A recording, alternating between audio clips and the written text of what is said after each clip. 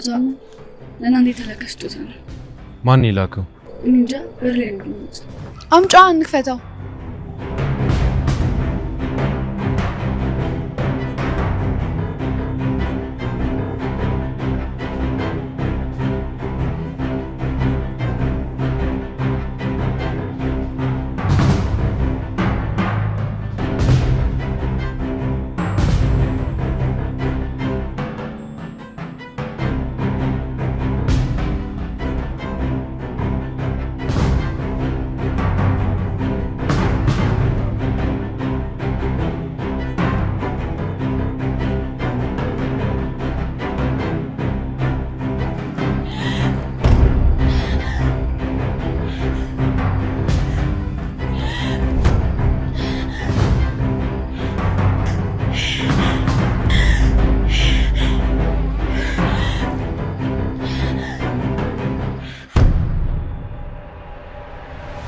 በገጠሙ አቅጣጫ እግሬ አውጭኝ ይፈረጥጣል። በዘመኑ ካሉ መኖሪያ ቤቶች ጋር ሲነጻጸር ሰፊና ዘመናዊ ከሚባሉ ግቢዎች ይመደባል።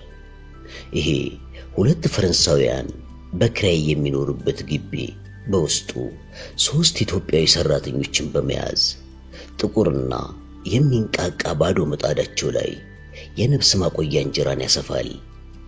ከነዚህ ተስፈኞች መካከል አንዷ ደግሞ ጠዋት ወደዚህ ግቢ ገብታ ምሳ ሰዓትን ጠብቃ ወደ ደሳሳ ጎጆ የምታምራው ተመላላሽ ምግብ አብሳይ መልከ መልካም ወጣት ነች። የዕለቱ የግቢው ስራ እየተገባደደ ነው።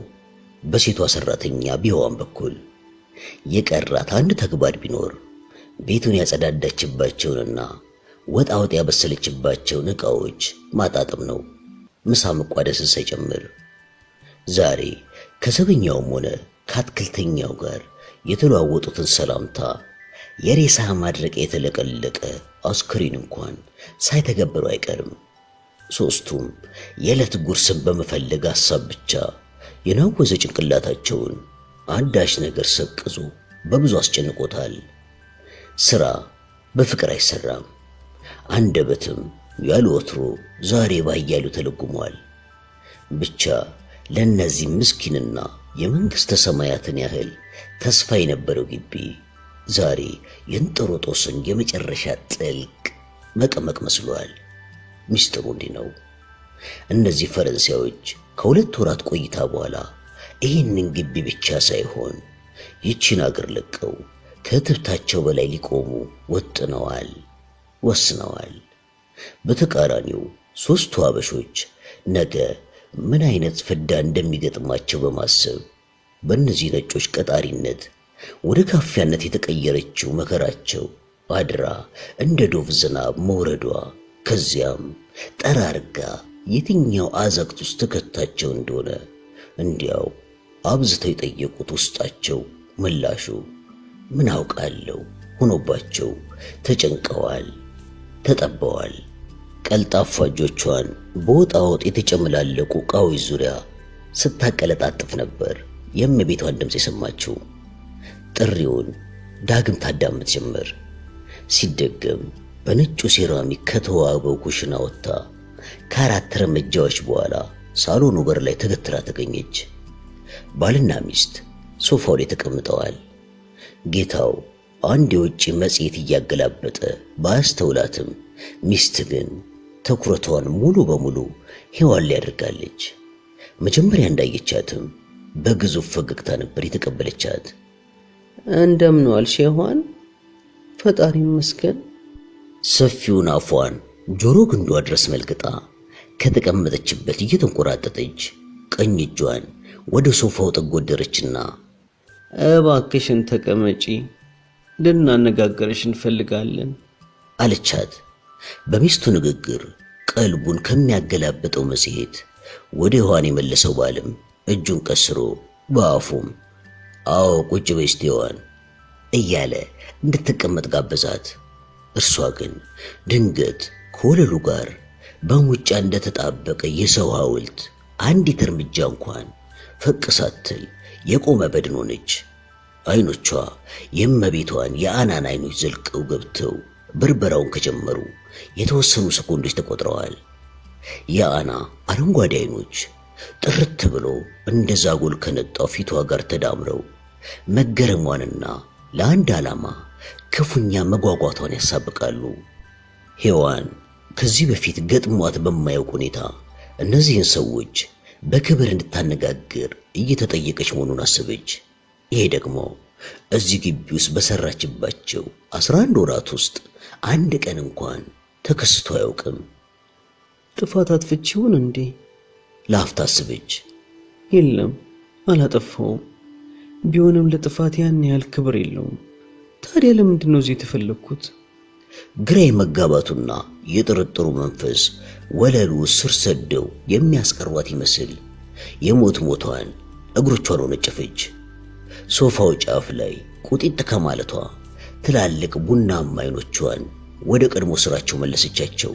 ብርበራ ያን አይኖች የመገረም ስሜቱን ገለው ቢቀብሩትም ጉጉቱ ግን አሁንም እግሩን አንሰራፍቶ እንደተዘረፈጠባቸው ይታያል። ይኸውልሽ ሔዋን፣ እኛ ልናነጋግርሽ የፈለግነው በጣም ቀላል ስለሆነ ጉዳይ ነው። እዚህ መጠራትሽም አዲስ እንደመሆኑ መጠን ግራ ሊያጋባሽ እንደሚችል ገምተናል። አሁን ግን እኔን ስሚኝና መኝኝ። ከሁሉም በፊት መረጋጋት አለብሽ። ከኛ የምትሰሚው ነገር እንዲያውም አስደሳች ይሆናል ብለን ነው ተስፋችንን የጣልነው። ነገር ግን ውይይታችንን ከመጀመራችን በፊት አንቺ ሙሉ በሙሉ መረጋጋትሽን ማረጋገጥ ግድ ይለናል። ምክንያቱም ጥሩና ቀለል ያለ ውይይት ማካሄድ ስለሚኖርብን ነው። ስለዚህ ከአሁኑ ሰዓት ጀምሮ በተረጋጋ መንፈስ የምንጠይቅሽን ጥያቄዎች ትመልሽናለሽ። ተግባባን አይደል? መንገጭላዋን ቀኝ መዳፏ ላይ አንተርሳ በአርመሞ የምታዳምጠው ሔዋን ጭንቅላቷን ላይታች ንጣ በምልክት ቋንቋ ተግባብተናል ስትል የውይይቱን አሜኬላ ጠራረገች። በጣም ጥሩ። በሁለት እጆቿ ጣቶች የከንፈሯን ጥጋቶች በው ቅርጽ ጠራርጋ ካጸዳች በኋላ ባለቤቷን በአይኖቿ ገርመም አደረገችው። ሙሉ በሙሉ ከነሱ ጋር ነበር። ከመቀመጫዋ እየተመቻቸች ቀጠለች። አሁን ከቀላሉ ወይም ስለ ኑሮ ሁኔታሽ ከሚያነሳው ጥያቄ እንጀምር። ህይወት ላንቺ እንዴት ናት? የኑሮ ጉዞሽስ ምን አይነት ፈር እንደያዘ ንገሪን እስቲ። ሔዋን ሰዎቹ መልሱን ጠንቅቀው የሚያውቁትን ጥያቄ ከእርሷ መስማት ስለፈለጉ ብቻ መመለስ ስላለባት በገነች።